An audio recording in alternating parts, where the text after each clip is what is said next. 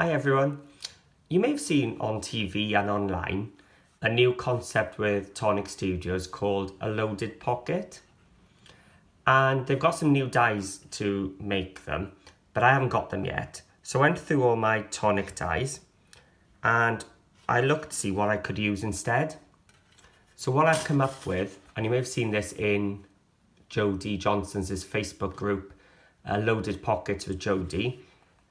I created a base for a loaded pocket using the Special Memories gift box, which comes with one of the memory books, which makes little memory books and two boxes which slide on together. So I've decided to use this to make something different. So to make this box, you're going to need to cut 3 whole pieces of this die, and obviously it comes with the decorative panels and stuff, which I will use later on. So you need to cut 2 to make the main base and a third one to make the smaller pocket on the front. So 3 whole ones, but I'm also going to show you, if you wanted to extend your pocket, how to make an extra one to put on the front. So we get a nice shallow one there, or you can put it on the back, and just whatever configuration you want. So as I said, you're going to need 3 of these. And then to make the central bit, I need 2 more pieces, but I don't need the entire bit. So I'm going to save some cardstock. And what I'm going to do is bring in my trimmer.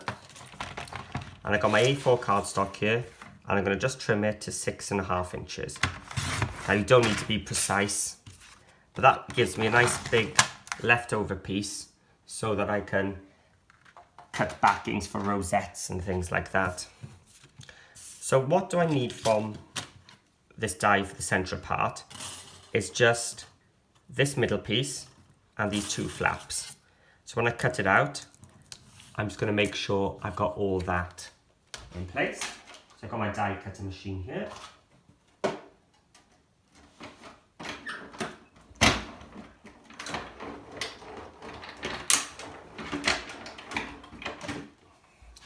Go.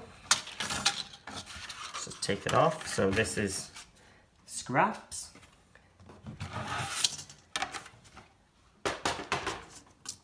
So we've got that bit. Don't worry if these bits aren't tidy, they're going to be cut off.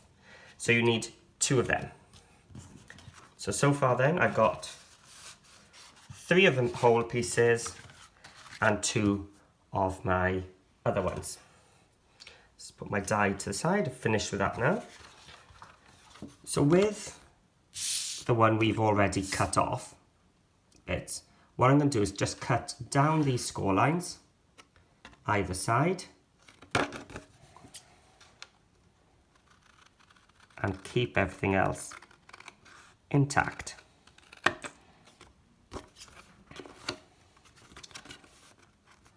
And the other one.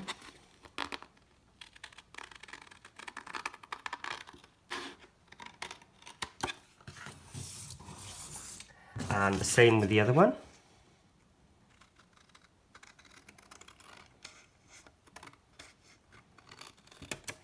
One.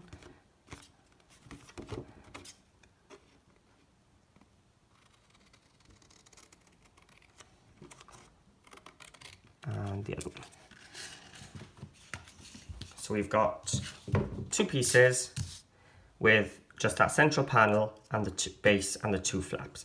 So what I'm going to do now is just fold up my 2 flaps.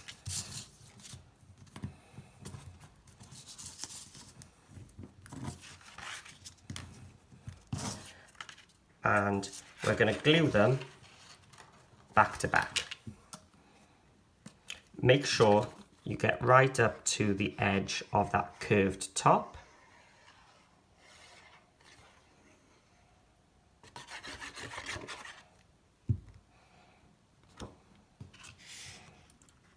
And I use the round bits on the sides just to make sure it's all aligned. Just take my little bone folder, spread that glue around, a bit squirted out. So what I've now got is the two panels back to back with the two flaps on either side like that. So that's the central piece.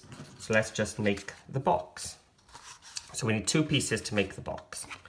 And on one of them, I'm just going to cut off those two flaps.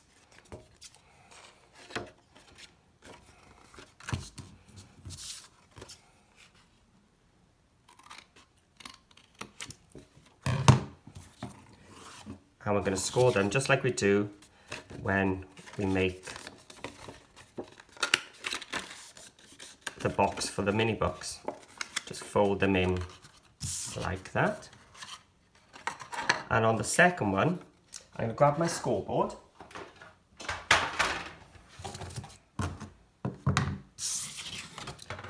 And I'm going to grab my score tool as well. So what I'm going to do now is butt the left-hand side up to my scoreboard. I can touch it to the top, but it doesn't matter. So my flap here is 2 inches wide. So it's nice and easy. I'm just going to score it at 1. Now you don't have to score it too hard. And then flip it over and do the same. This is just going to be a guideline for us. So it's not going to be folded or anything. It's just showing us where the central piece is. So again, I'm going to fold that up. This time I've got these two little tabs.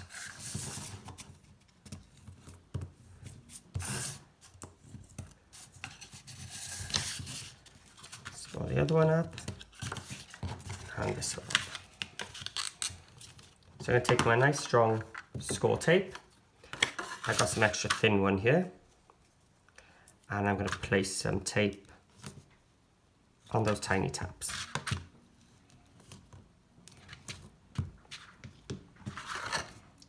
So now we're just going to take the first one and they slide into each other like that. So I'm going to glue this one onto this one. So let me just put a bit of tape there. That'll just hold it for now. You don't need to do this if you've got more time, but because I'm on the camera, I just want it to stick in place. But usually I just use glue.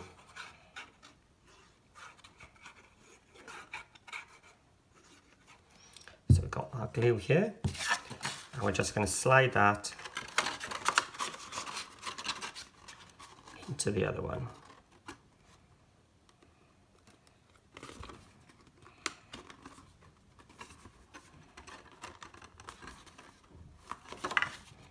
Just like that.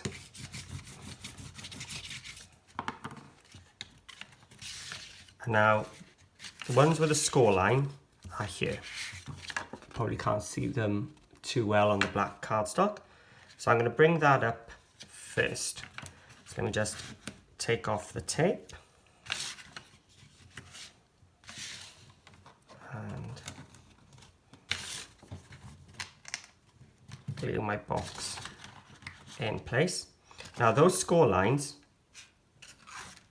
were for our central panel. So before I do that, I'm going to put some strong tape again just across those two tabs. So if we look closely, we can see where there's a join in the middle. So we just tape over the join. And this is what's going to adhere that central panel. So I am actually going to add some glue on top of that double-sided tape. And here. Now this next bit might be tricky for you to see, because what I'm going to do now is, oh, if you remember, there's a score line there which we're just totally ignoring. We're going to drop this down and align it with those score lines. So it just drops to the bottom, line it up, and squeeze the sides. Line it up. So I'm looking this way now to line it up. And there we have our central panel put in. So now we're just going to close up the box. To do that, I'm just going to put some tape, just hold it in place for now, on the two ends. I can put some as well onto this corner here, just so that my corner doesn't come loose. And the same on this one, make sure it doesn't touch the table, otherwise it will stick to it. And now glue it in place.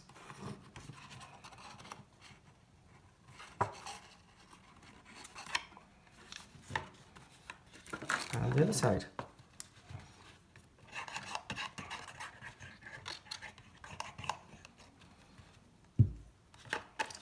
And closed.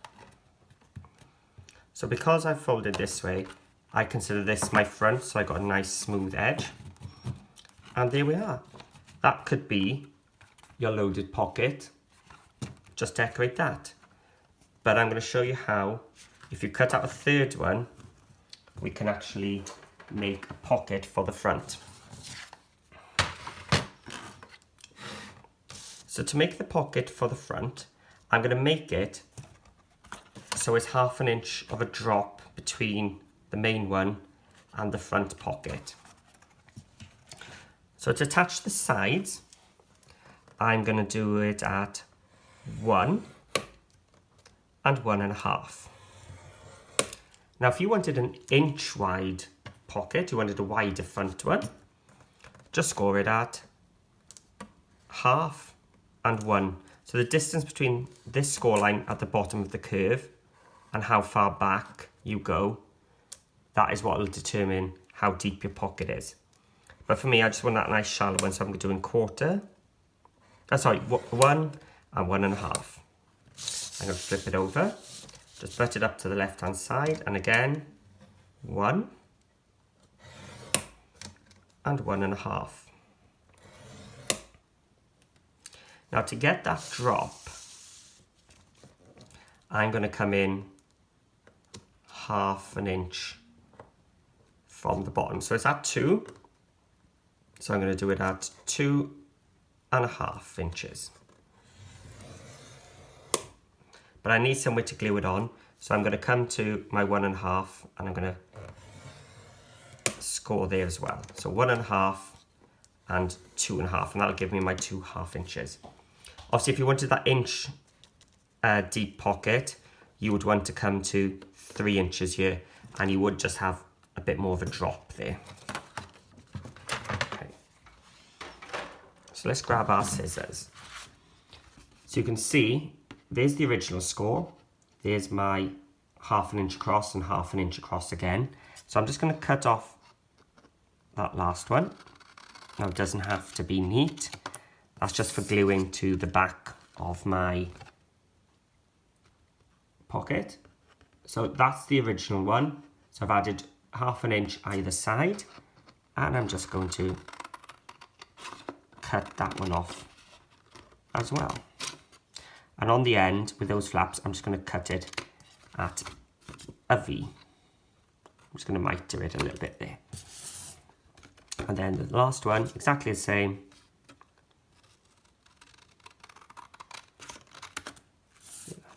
So now what I've got is that front pocket shape with 1/2 inch, 2.5 inches either side and on the bottom. Now I need to turn them into flaps. So what I'm going to do is just miter both these. So you've seen me do these on my album pockets. And then with this square, we're going to just turn it into a little tab.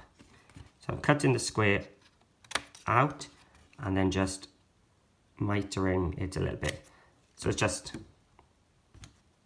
a little tab shape. So it started off as a full square. So we're going to see if I can get the score lines in. So So I'm going to mitre that tab, cut the square and cut it into a little tab. So it doesn't have to be neat, it's just to hide the join there. And the last bit, so from the edge to my first score line, just mitre. So that is your pocket. So this will be the tab which glues onto your pocket, and this will be the side to give you the depth.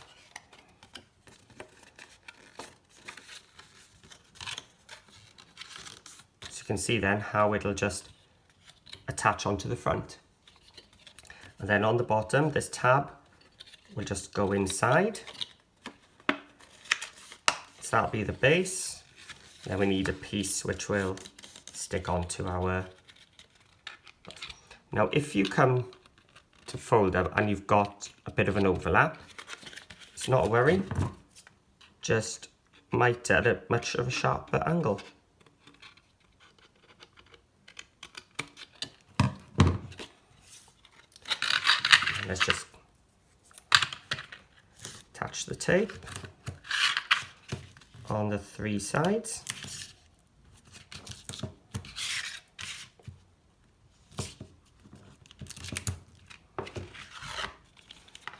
I'm going to put some glue on this tab and some glue on this tab just to hold them down.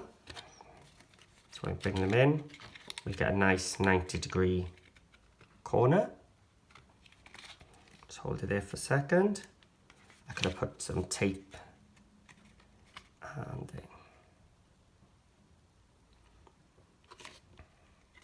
you can see they don't touch there. You don't want them to be touching, otherwise you're going to have a double depth. So let's bring back our original piece. I'm going to take off the tape from the bottom, and I'm just going to peel back a little bit and fold it at a 45-degree angle outwards. I'll be able to tear it off later then. On this side, outwards. So now I'm just going to stand my envelope up so that everything's flat, and I'm just going to line up those 2 bottom corners so that's all upright. And now I'm going to bring my side up, line it up nice and flush there, pull it out, and the same on this side. Some of the tape didn't come off, there we are.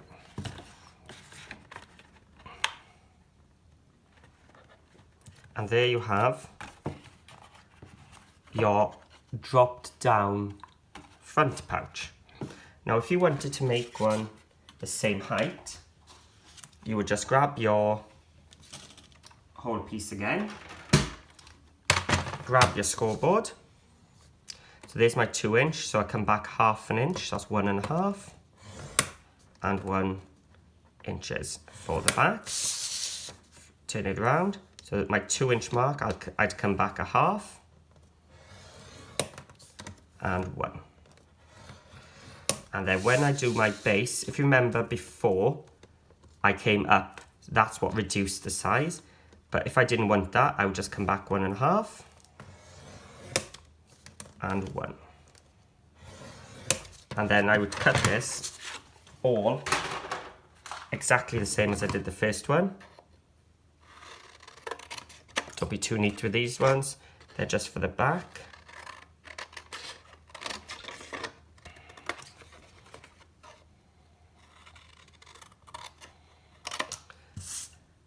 And then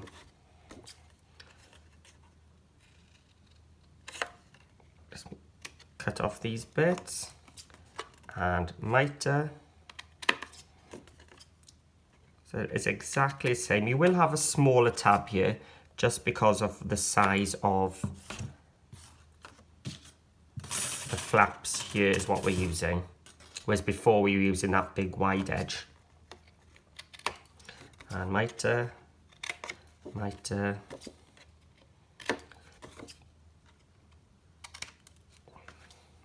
move all those scrap bits. And again, as I said, it's exactly the same. You just fold both of them backwards. You would tuck your tab up, fold both of the other sides, and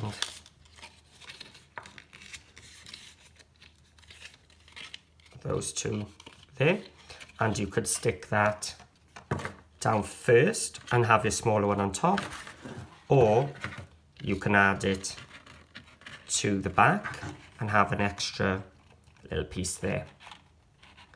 But as I said, that's another option. All these are just different types, but in the original one, I just had my main base and one front. So that's the base made.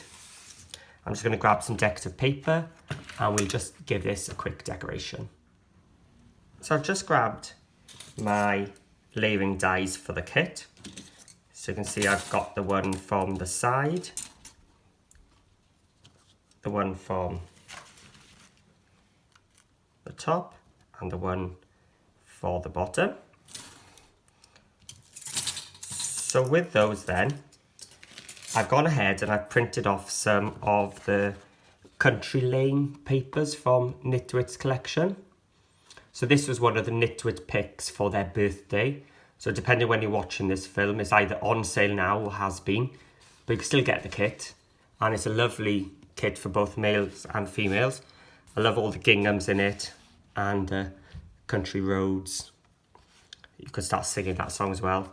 And loads of lovely ephemera as well. So I printed off one sheet of the gingham and a sheet of the wording one. And you can see I still got this much left even after I've cut it, because this was one of the ephemera cards. So I just resized it so it would fit. So this then, because we shrunk the front of our loaded pocket, it's actually going to fit nicely onto the front, because usually you would have to cut this second one to finish it off, which still wouldn't be too bad because you could just use some gingham on top or something. But because we shrunk it down, I didn't actually need to do that. I I die cut two of the main panel in gingham.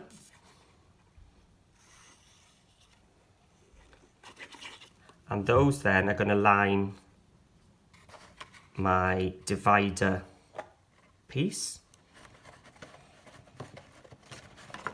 So front and one on the back. Now the back piece, if you remember, is our main box shape. So I didn't cut that down. So for that, I cut one of the country road ones.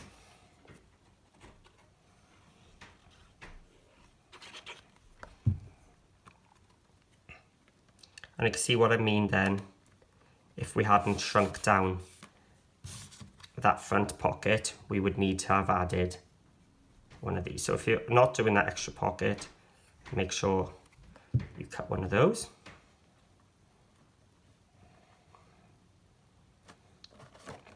There we go. And then for the sides, I've just cut two of the country road ones. Make sure the wording is the correct way.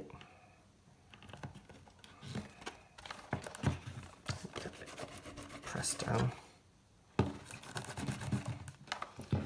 And then another one for the other side.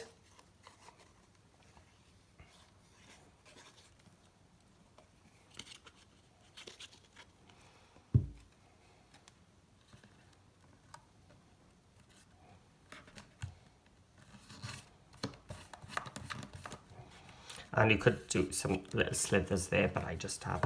And then I've also then cut another country roads one, which I'm going to slide in there.